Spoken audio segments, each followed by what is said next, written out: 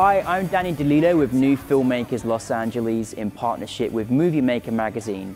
Today we have an exciting new director talking with us, Taylor Gahm, on his movie coming out. Let's take a look at a clip. Thank you.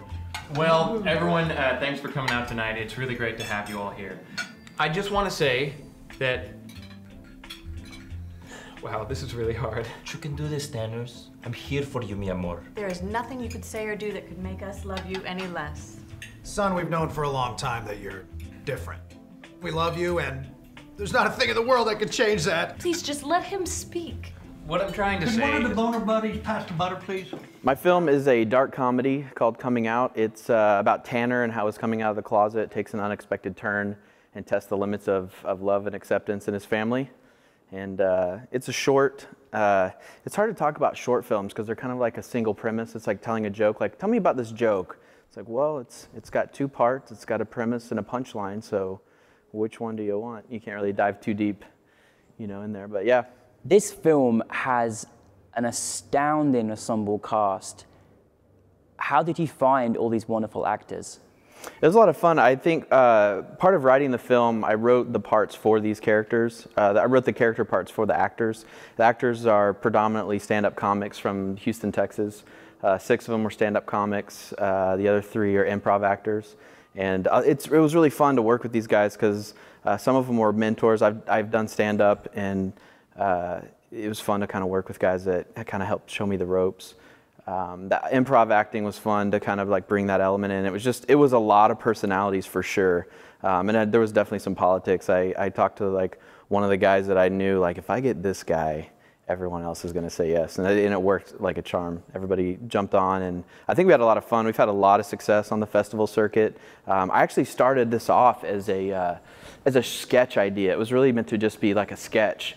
And then as I kind of got going, I got some momentum, and I'm spending a little more time on color correction, a little more time on sound design, a little more time on editing, and then I'm just going to kind of work on these titles and like, oh shit, this is a short film, isn't it? So I didn't intend to even put it on the festival circuit. I really was kind of working out some ideas. I'm working on a TV pilot right now.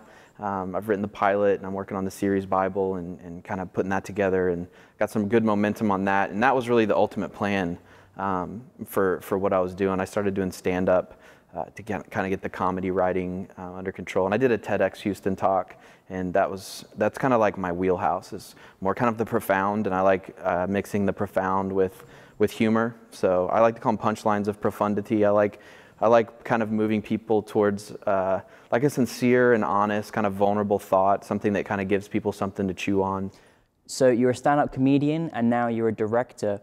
What would you like your legacy to be in 5 years' time?